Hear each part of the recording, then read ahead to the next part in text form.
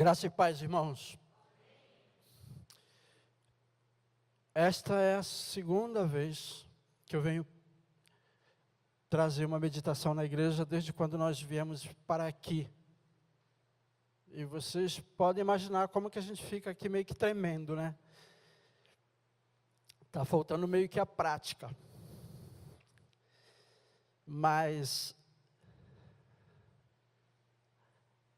assim como todos nós aqui, a gente confia no Espírito Santo de Deus, que é um espírito de sabedoria. E vai nos trazer o entendimento necessário para a nossa vida. A palavra de Deus para a nossa vida hoje. Meu irmão, abra sua Bíblia. Nós vamos ler em 2 livros a mesma história. Primeiro nós vamos ler Mateus capítulo 8.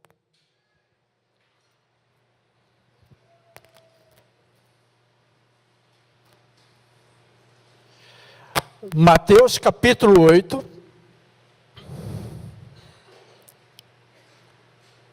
A partir do versículo 5.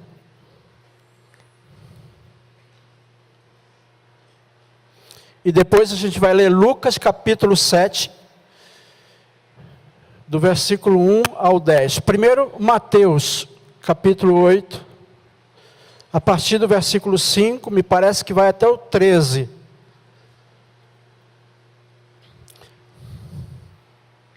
Vamos ler a palavra de Deus?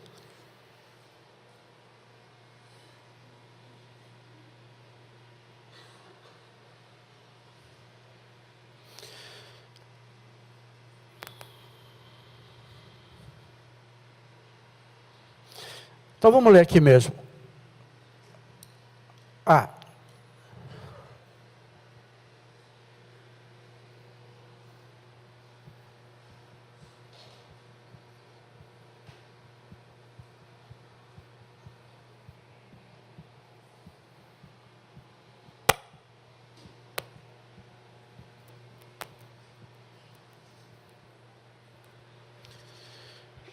Muito bem, irmãos, vamos ficar sentados mesmo e vamos ler a palavra do Senhor.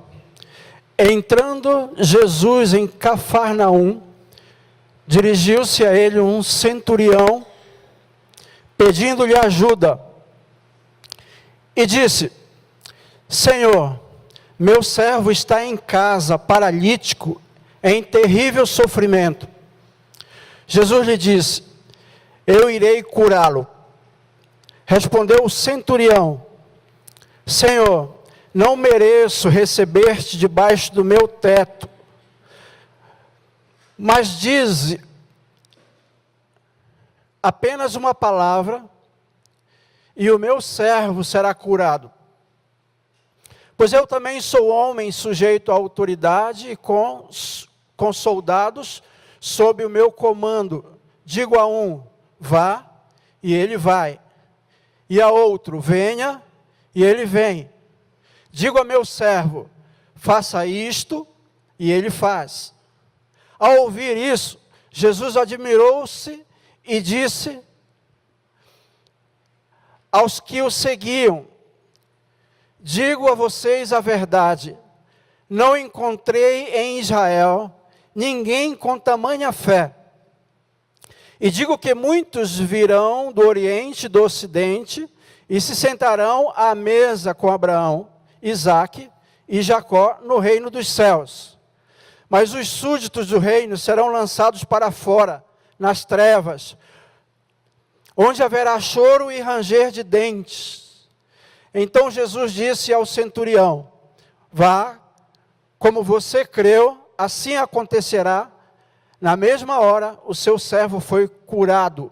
Você já viu aí que está se tratando do milagre da cura do servo do centurião. E Lucas, capítulo 7, ainda é Mateus. Haverá choro e ranger de dentes. Então Jesus disse ao centurião: vá como você creu, assim acontecerá. Na mesma hora, o seu servo foi curado. Vamos ver Lucas agora, que é o texto onde a gente vai permanecer aí nessa meditação. Lucas capítulo 7, do versículo 1 até o versículo 10. Vamos ler. Tendo terminado de dizer tudo isso ao povo, Jesus entrou em Cafarnaum. Ali estava o servo de um centurião, doente e quase à morte, a quem seu senhor estimava muito. Ele ouviu falar de Jesus e enviou-lhe alguns líderes religiosos dos judeus, pedindo-lhes que fosse curar o seu servo. Chegando-se a Jesus, suplicaram-lhe com insistência: esse homem merece que lhe faças isso, porque ama a nossa nação e construiu a nossa sinagoga. Jesus foi com eles. Já estava perto da casa quando o centurião mandou amigos dizerem a Jesus: Senhor, não te incomodes, pois não mereço receber-te debaixo do meu teto. Por isso, nem me considerarei digno de ir ao teu encontro, mas dize uma palavra e o meu servo será curado. Pois eu também sou homem sujeito à autoridade, e com soldados sob o meu comando, digo a um, vá, e ele vai, e a outro, venha, e ele vem. Digo a meu servo, faça isto, e ele faz. Ao ouvir isso, Jesus admirou-se dele, e voltando-se para a multidão que o seguia, disse: eu digo que nem em Israel encontrei tamanha fé. Então os homens que haviam sido enviados voltaram para casa e encontraram o servo restabelecido. Amém. Amém? Glória a Deus. Assim como tantos outros milagres que Jesus fez, quando ele veio a esse mundo, e ele andou nessa terra, também ele fez esse milagre da cura do servo do centurião. A gente vê o mesmo episódio em dois livros da Bíblia. Foram os livros que nós lemos, Mateus e Lucas. E é interessante que esses dois livros, apesar de contar a mesma história, usa alguns personagens diferentes. Você deve ter notado. E às vezes se a gente não tiver um pouco de cuidado, a gente vai olhar para a Bíblia e achar que ela se contradiz. Mas não é bem assim. Porque a história, ela permanece a mesma nos dois textos, nos dois livros. Ela não muda. O que a gente vê quando a gente lê esses dois textos e toma um pouco de susto, na verdade é que a Bíblia mostra um pouco da personalidade daqueles autores da Bíblia. Aqueles homens que escreveram, tanto Lucas quanto Mateus, têm personalidades diferentes. Lucas, por exemplo, ele mostra no texto muitos detalhes, ele é muito minucioso. Então ele conta a história e ele vai contando detalhe por detalhe. Mateus, ele já é resoluto. Ele vai lá no final, ele já mostra a história praticamente lá do meio que completa. A gente vê que o que é importante é o pedido que é feito. O pedido de socorro que é feito pelo centurião a Jesus. Então é isso que Mateus mostra. E aí Lucas também mostra isso. Só que ele conta que esse pedido até chegar em Jesus, que foi do centurião, passou por alguns outros personagens. Mas a história não muda. A história permanece a mesma. E, irmãos, é interessante, extremamente interessante essa história verídica da Bíblia, porque eu digo, quando eu estava estudando essa história, eu comecei a perceber que ela é muito atual, ela está muito próxima de nós, ela está muito aqui. E você vai entender um pouco por que eu estou dizendo isso. A gente está hoje há mais ou menos 19 dias de finalizar o ano de 2018. Estamos quase finalizando o ano. E uma das questões que deve ser unanimidade entre nós é que esse ano de 2018, a gente vai concordar na maioria, é que foi um ano, eu posso dizer que já está praticamente passando totalmente, foi um ano muito difícil. Muito difícil. O ano de 2018 não foi um ano fácil para ninguém. Foi um ano em que nós vimos os nossos sentimentos meio que aflorados, especialmente na questão de preocupações. Foi um ano difícil nessa área de preocupações. Nós nos preocupamos nesse ano com muitas coisas. Muitos de nós, possivelmente nesse ano de 2018, passou por determinados problemas na sua vida que lhes preocuparam muito. Talvez aqui tenha pessoas que durante a noite não tenha nem conseguido dormir direito por causa das preocupações que vieram na sua cabecinha aí, nesse ano de 2018. Preocupações das diversas ordens. Eu estava lendo a revista Carta Capital, de novembro de 2018, e eu anotei alguns dos problemas que a revista Carta Capital, ela estava pontuando de que nós, os brasileiros, nesse ano de 2018, sofremos. E eu vou lhes falar alguns aqui que eu anotei.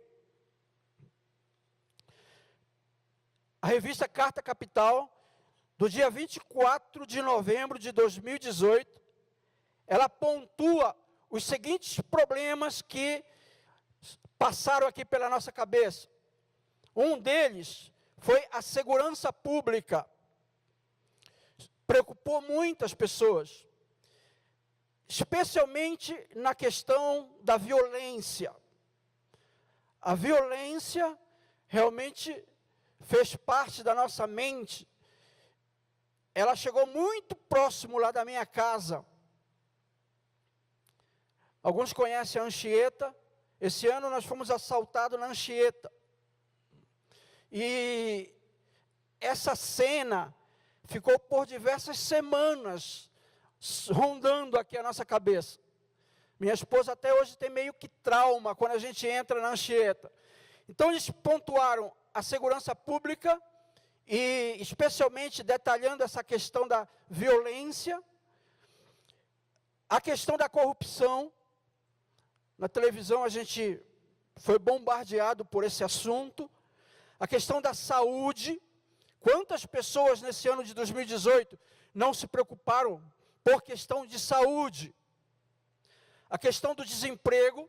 Pais de família que de uma hora para outra se viram desempregados aí, que eram o arrimo da família, o mantenedor único da família, uma hora para outra se viu desempregado. E imagino a preocupação. A educação. Em quinto lugar, a educação. Depois, também a pobreza. E em sétimo lugar, eles colocam a questão das desigualdades sociais. Isto, um artigo da revista Carta Capital, de novembro, 24 de novembro de 2018. Agora, quando a gente olha para essas questões que a revista declara, que a revista mostra, o sentimento que a gente tem é que parece que a revista, ela não olhou de uma forma mais profunda na questão.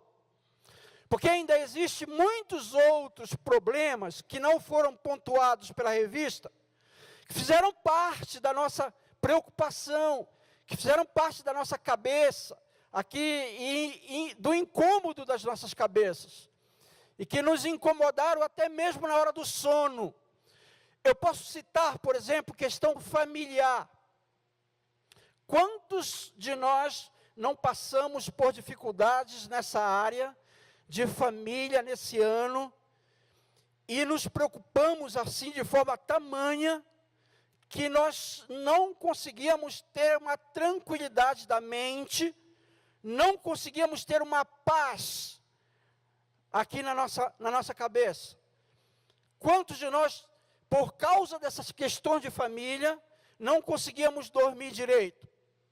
Então, a gente olha aqui, existe ainda mais questões que poderiam ser englobadas nessas que foram pontuadas pela revista.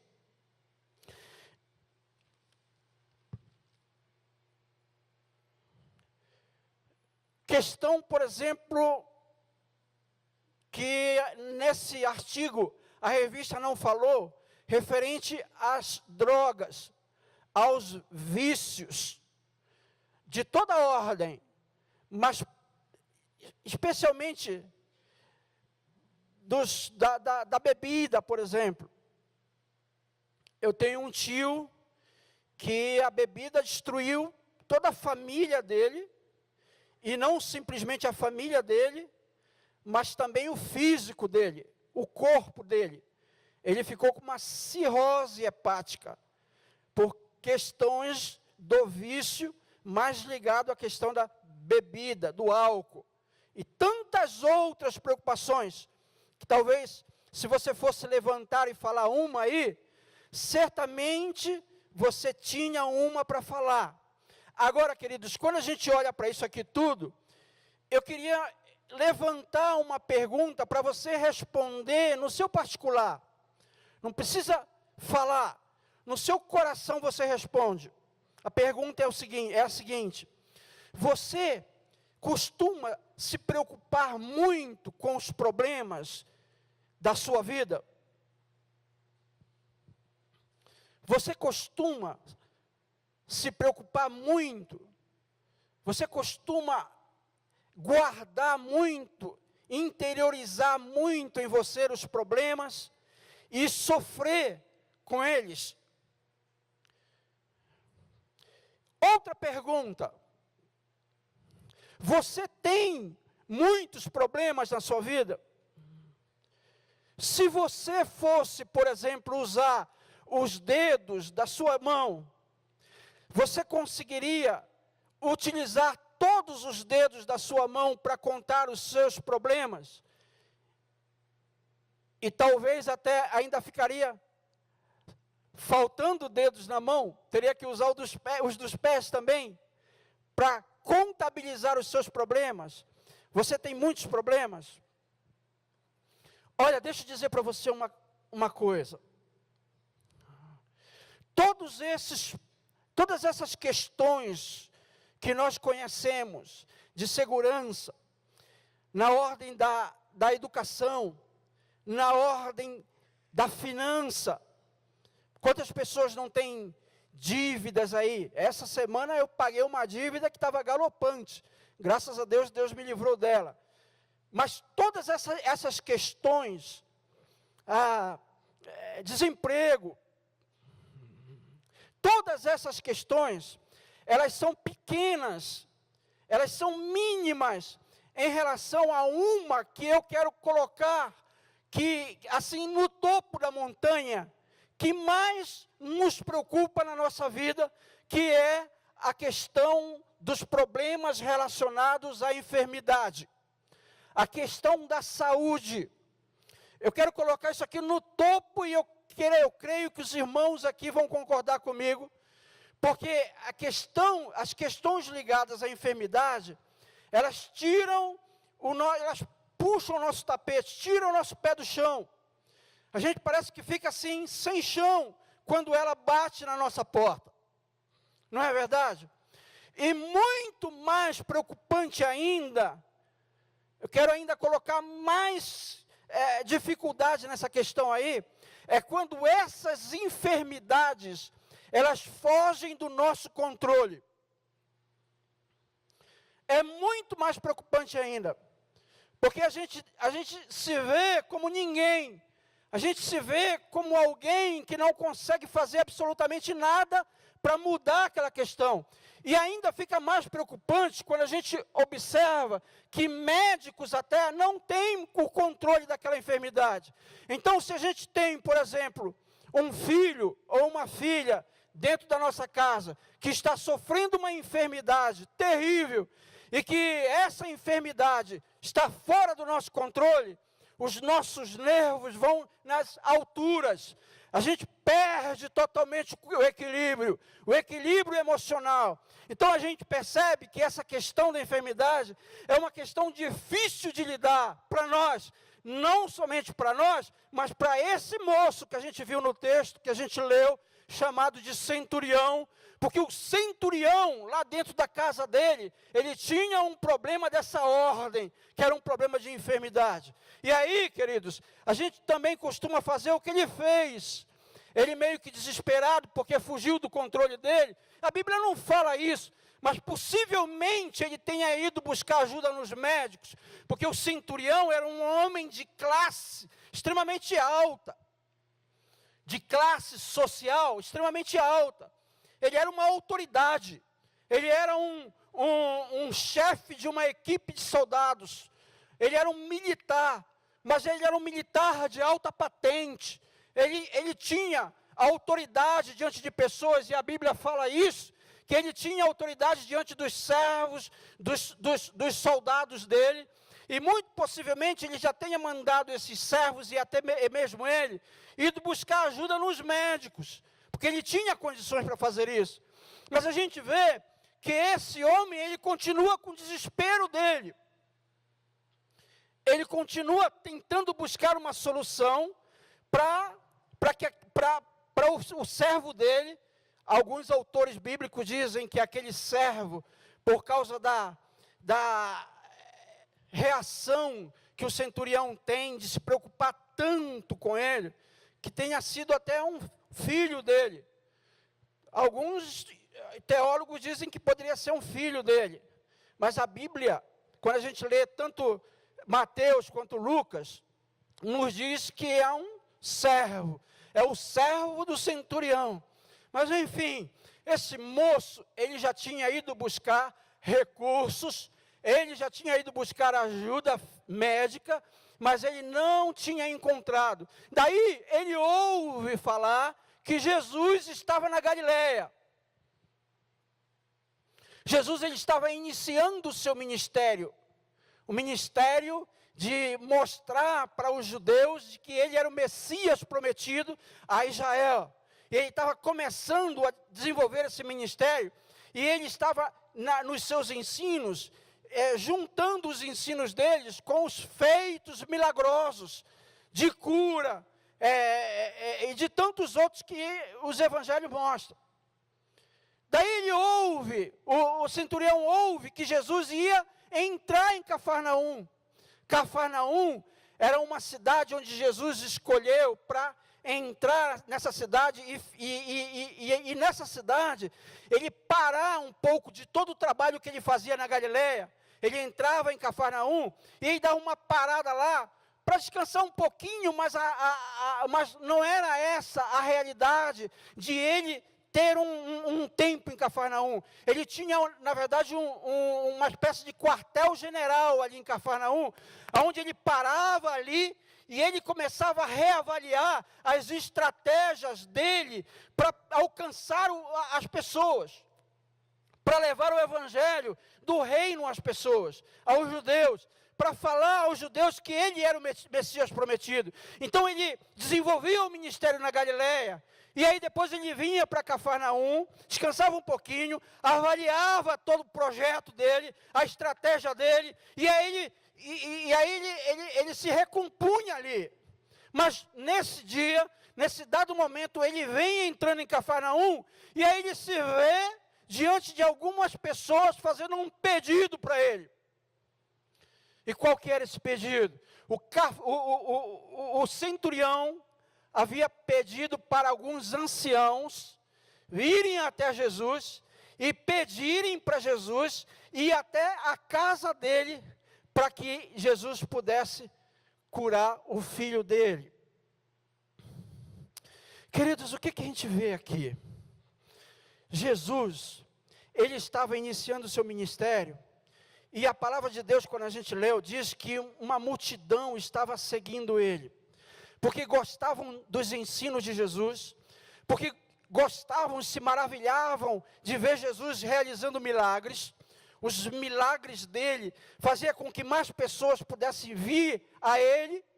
E aí, queridos, ele tinha um contato com muitas pessoas, tinha muitas pessoas ao redor dele, muitas pessoas aflitas pedindo ajuda para Jesus.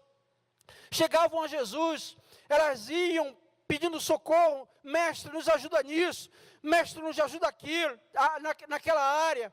Vinha pessoas de todas as classes sociais, vinha pessoas pobres, vinha pessoas como esse centurião, de uma classe mais elitizada, vinha pessoas de todas as ordens. E aí eu queria dizer para você o seguinte, que nosso estudo hoje aqui são verdades de Deus, verdades bíblicas para fortalecer a nossa fé. E a primeira verdade que eu vejo aqui é que nós temos um Deus, o nosso Deus, Jesus Cristo, ele é acessível a qualquer pessoa. Nós temos um Deus que é acessível a qualquer pessoa. Por que a gente sabe disso? Porque a Bíblia mostra isso. O texto que nós lemos, a multidão estava com Jesus, ao redor de Jesus. Para onde ele ia, a multidão ia. E ele entra em Cafarnaum, e aí ele encontra os anciãos. Vem os anciãos, pede ajuda a Jesus. E uma resposta que Jesus diz: eu vou lá, eu vou acudir. Ele se dispõe, ele vai em direção à casa do centurião. Quando chega no meio do caminho, aparecem mais algumas pessoas a Jesus. Quem são essas pessoas? Os amigos do centurião. Chega com Jesus e diz: Jesus, não precisa ir, não. Não precisa. O centurião acabou de dizer que o senhor não precisa mais ir.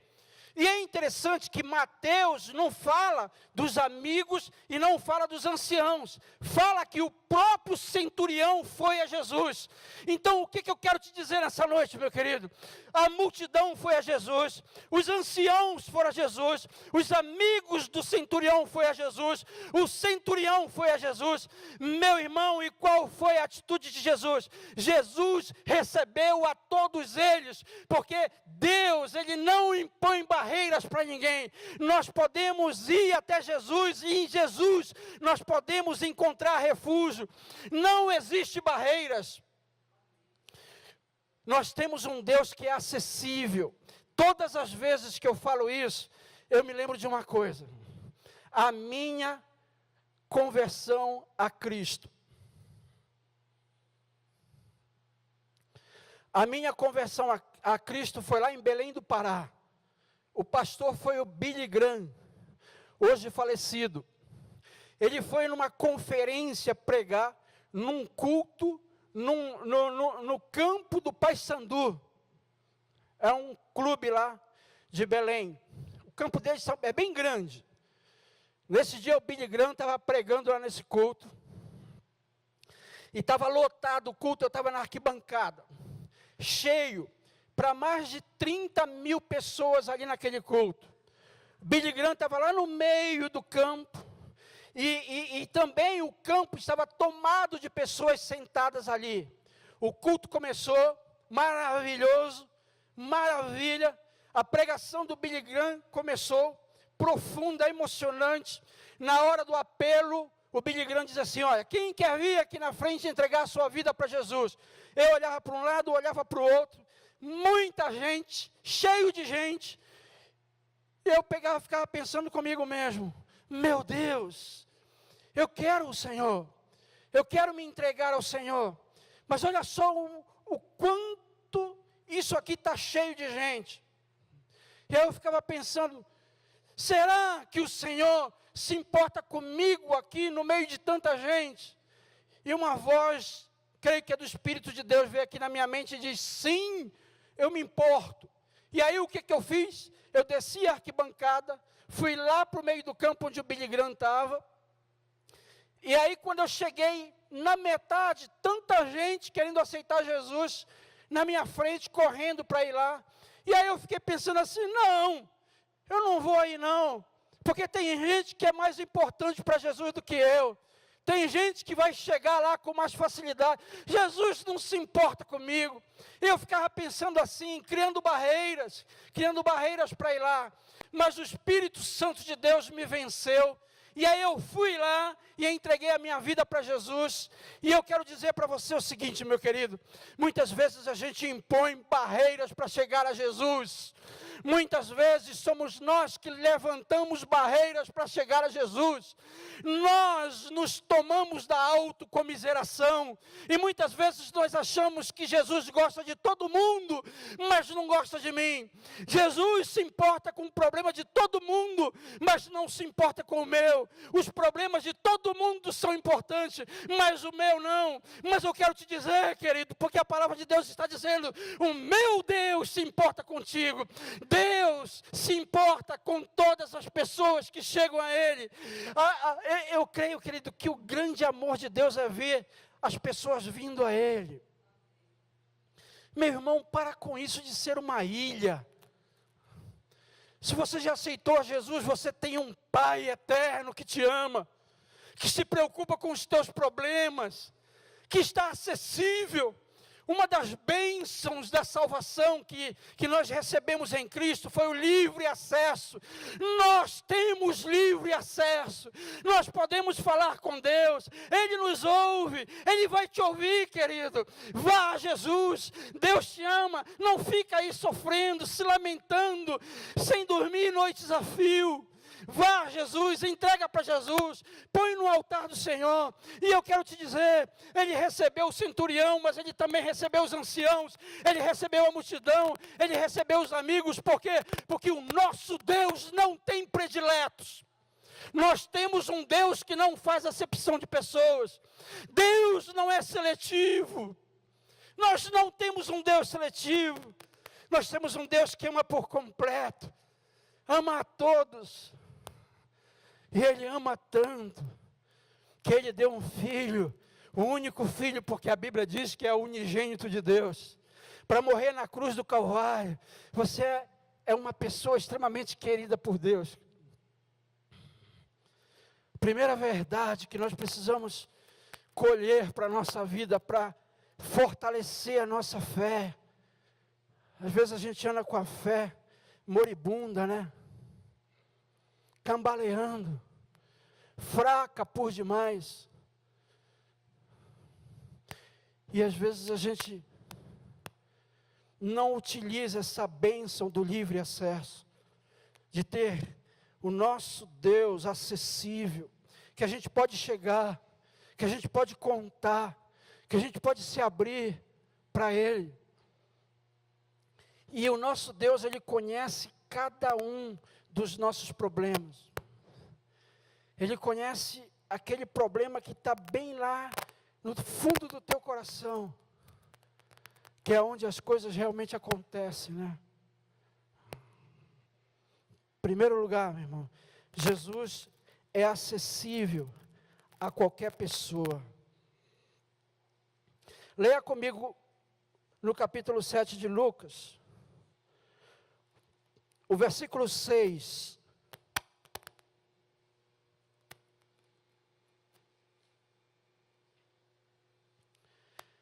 Então Jesus foi com eles. Olha que lindo, meu irmão.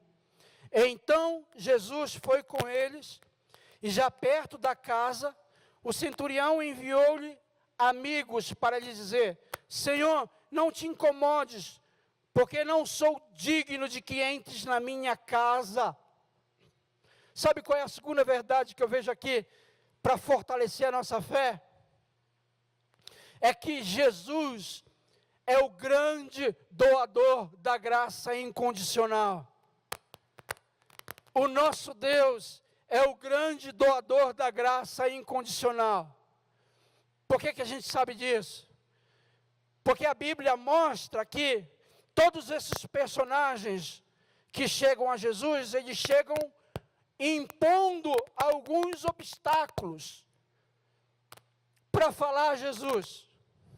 E todos esses obstáculos era para tentar convencer Jesus de ir lá para curar o servo do centurião. Então vamos ver. Quando os anciãos eles chegam a Jesus e diz: Senhor, socorre o centurião. Você sabe o que é que eles falam além disso? Ele diz assim mesmo: socorre o centurião, porque o centurião merece, Senhor. Porque o centurião merece.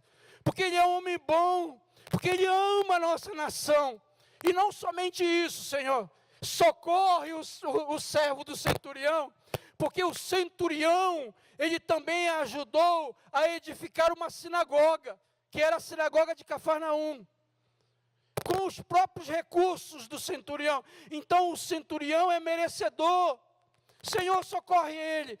Isso foi os argumentos dos anciãos. Eles chegam com Jesus. Você sabe por que eles têm esse argumento?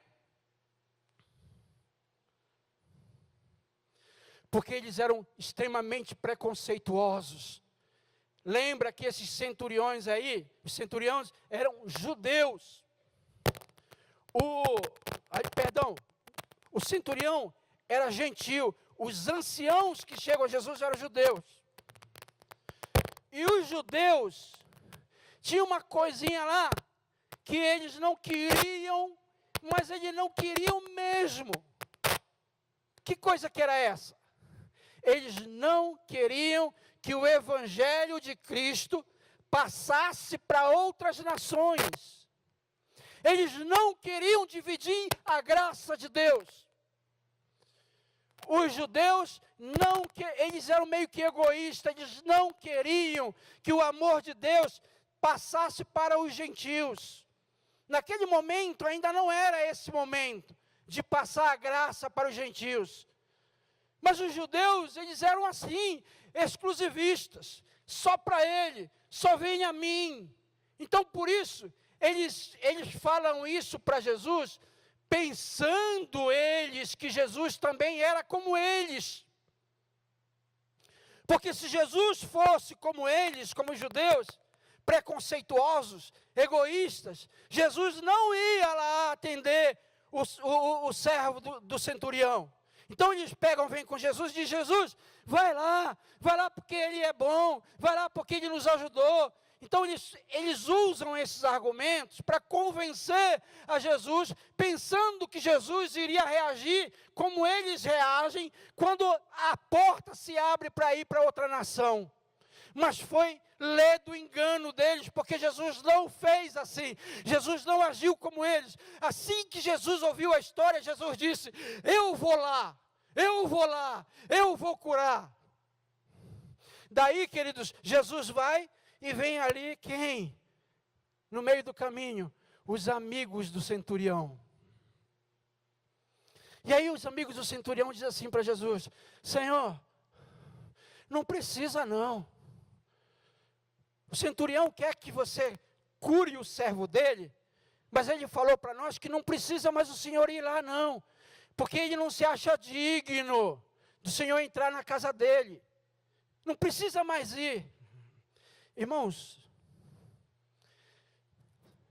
se é um de nós,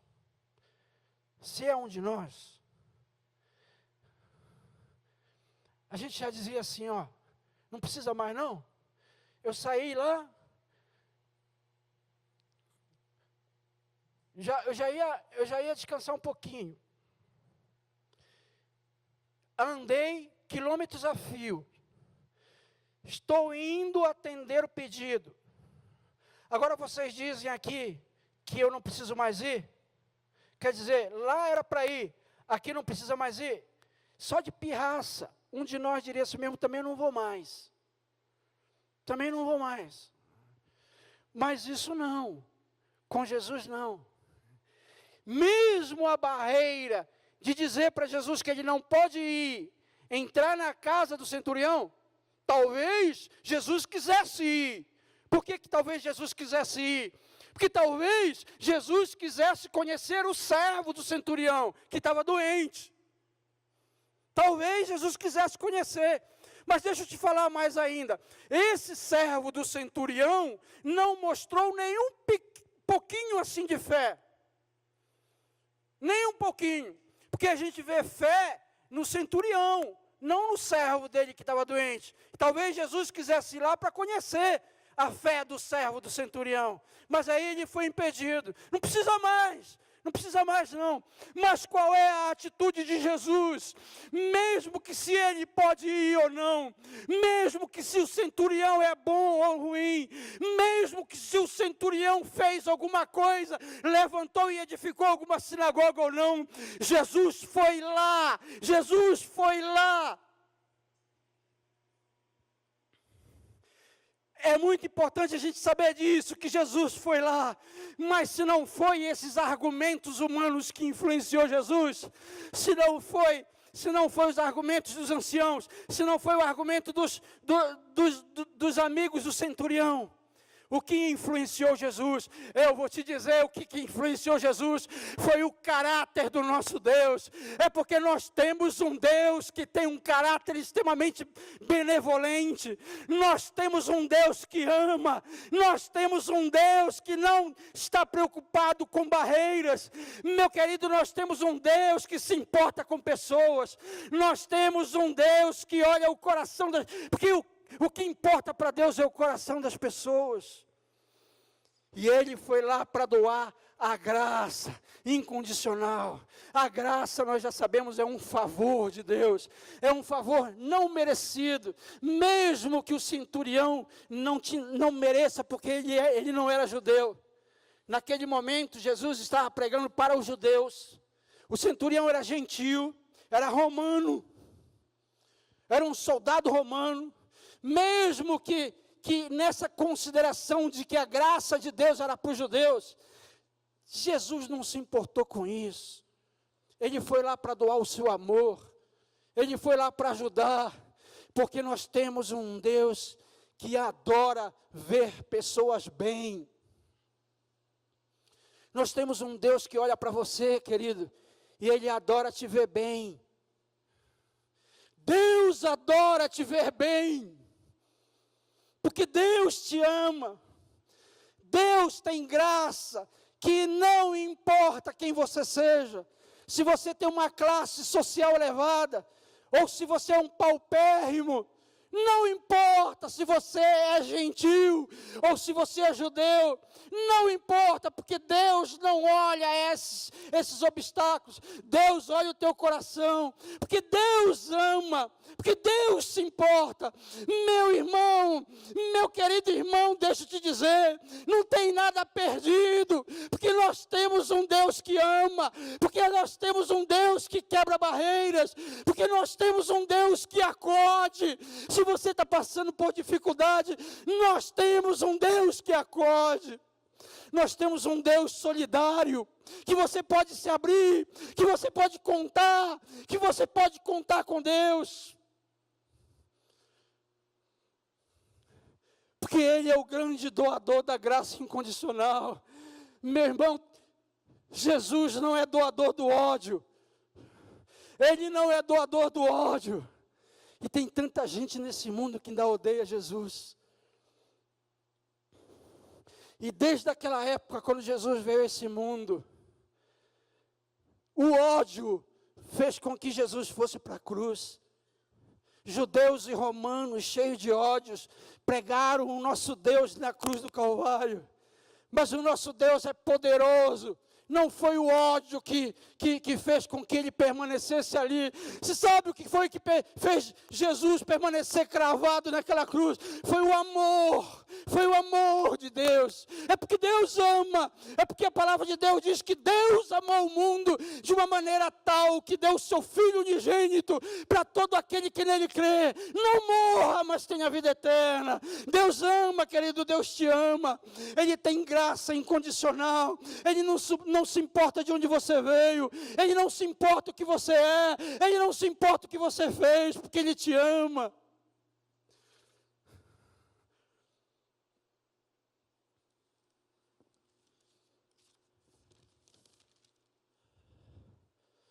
Veja comigo o versículo 7 até o 10. A terceira e última verdade da palavra de Deus.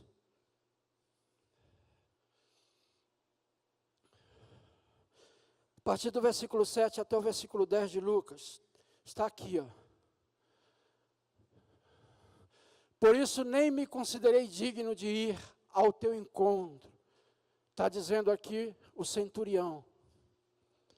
Mas dize uma palavra, e o meu servo será curado. Pois eu também sou homem sujeito à autoridade, e com soldados sob o meu comando, digo a um, vá, e ele vai.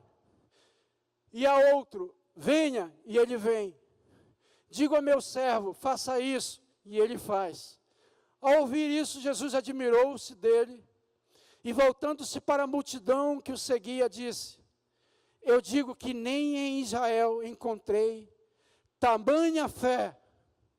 Então os homens que haviam sido enviados voltaram para casa e encontraram o servo restabelecido. Terceira verdade aqui nesse texto, para fortalecer a nossa fé, é que o Evangelho de Deus, ele só se torna libertador quando ele é verdadeiramente vivido. O Evangelho de Deus só se torna libertador ou curador quando ele é verdadeiramente vivido. Por que a gente está falando assim? Porque ele pontua exatamente aqui, nesse exemplo de fé do centurião. Quando o centurião chega com os amigos dele e diz a Jesus que não precisa ir até a casa, que basta uma palavra, uma só palavra de ordem de Jesus. O centurião está mostrando ali uma fé sublime, uma fé extremamente nobre. O centurião está mostrando uma fé digna de apreciação, até mesmo da apreciação de Jesus. Até Jesus fica empolgado com aquele centurião, porque o centurião, ele crê que Jesus, mesmo dando uma ordem à distância, de tão longe, mesmo sem ver o servo doente, Jesus poderia dar uma ordem e aquela enfermidade sairia. E era assim que o centurião cria. Essa é a beleza da fé que Jesus observa no centurião. Mas logo em seguida aparece uma cena meio triste aqui. Jesus explana uma cena bem triste aqui. É a cena dos judeus. Porque ele olha para a multidão, ele diz assim mesmo, olha, vocês estão vendo essa fé do centurião? Nem mesmo em Israel, mas nem mesmo em Israel, eu encontrei uma fé semelhante a essa, próxima dessa, nem mesmo entre as ovelhas escolhidas do meu Pai, nem mesmo aqueles que foram chamados para o círculo da graça de Deus, nem mesmo nesse povo encontrei uma fé como essa. E se a gente for um pouco mais longe, a gente vai observar que eles não eram simplesmente fracos na sua fé, mas lá no início, os anciãos judeus, eles também estavam dizendo para Jesus ali: olha, Senhor, acode o centurião, porque o centurião é bom, ele ama a nossa nação e ele nos ajudou na edificação da sinagoga. O que ele estava dizendo ali? Os anciãos estavam dizendo para Jesus o seguinte: ó, meu Deus, faça aquilo que a gente não consegue fazer. Faz da forma diferente que nós faríamos. Porque eles sabiam que eles não agiam com o amor genuíno de Deus. Eles sabiam disso. Porque todas as vezes que era para o evangelho passar para lá, havia dificuldades, havia obstáculos. Eles não queriam dividir a graça com as nações dos gentias. Eles não queriam isso. E o grande exemplo disso na Bíblia é Jonas. O grande exemplo disso na Bíblia é Jonas, porque ele não queria ir para Nínive, porque ele não queria que os ninivitas se arrependessem e Deus tivesse compaixão deles. E aí você sabe que Jesus está querendo dizer ali? Que tinha uma nação para quem ele veio, que estava extremamente fraca na sua fé, no seu amor. Era uma nação preconceituosa. Jesus está dizendo assim: olha, eu não vi no meio de Israel alguém com uma fé semelhante desse centurião. Olha, meu irmão, olha, meu querido, ouça isso, uma palavra de Deus para a sua vida. Não desista. Ainda há esperança. Ainda há esperança.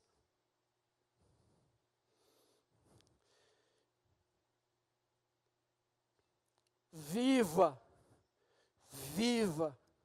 o verdadeiro evangelho de Cristo. Só basta isso. Viva o verdadeiro evangelho de Cristo. Tinha um povo que não estava vivendo a fé. Tinha um povo que não estava vivendo o amor. Meu irmão, você pode estar cheio de problema na sua vida.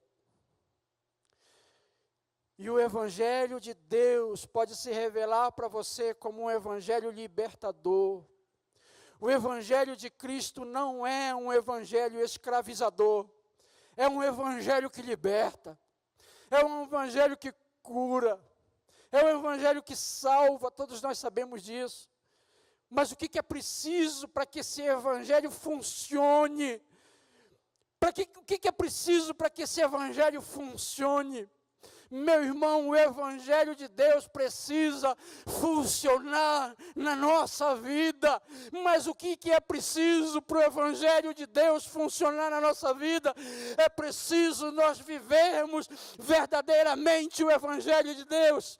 Meu querido irmão, é preciso nós termos uma fé inabalável no Senhor. É preciso nós termos um amor genuíno no Senhor. É preciso nós pararmos de brincar de ser crente. Pare de brincar de ser crente. Viva o verdadeiro evangelho do Senhor. Viva isso. E o evangelho vai se mostrar libertador para você. Eu fico pensando muitas vezes quando a gente vai a Jesus com as nossas orações. Muitos de nós vamos a Jesus com as nossas orações. E às vezes, muitas das vezes, se não todas as vezes, a gente vai a Jesus sem fé. As nossas orações não têm fé. Você precisa ter fé em Cristo Jesus verdadeiramente, que Ele pode curar, esteja você perto ou esteja você longe. Uma palavra de Deus é uma palavra poderosa na tua vida. Mas quando você se dobrar para orar a Cristo, ore com fé. Porque se você não orar com fé, é melhor você nem orar. Porque Deus não vai gastar o seu precioso tempo para ficar simplesmente olhando, observando uma oração sem fé. Ore com fé, e que se você não tem fé, querido, peça a Deus, meu Deus, aumenta a minha fé, Senhor, aumenta a minha fé, aumenta a minha fé. Peça para Deus isso na sua oração, diga: Deus, eu preciso do Senhor, eu preciso da tua ajuda, aumenta a minha fé, meu Deus, aumenta a minha fé. Porque o Evangelho precisa funcionar, meu irmão, o Evangelho precisa funcionar em nós. Nós temos o Espírito Santo. Pastor orou aqui no início, nós recebemos a salvação, nós recebemos o Espírito Santo de Deus na nossa vida. Ele te ama, meu irmão, nada está perdido, nada está perdido. Não jogue a toalha, não jogue a toalha, querido, não jogue a toalha. Cumpra cabalmente o teu ministério. Cumpra cabalmente o teu ministério. Tenha fé genuína. Tenha o amor de Deus arraigado na tua vida. Ame como Jesus ama. Tenha fé como Jesus quer. Como Ele mostra desse centurião. E que Deus abençoe a sua vida. Em nome de Jesus. Amém, queridos. Deus te abençoe.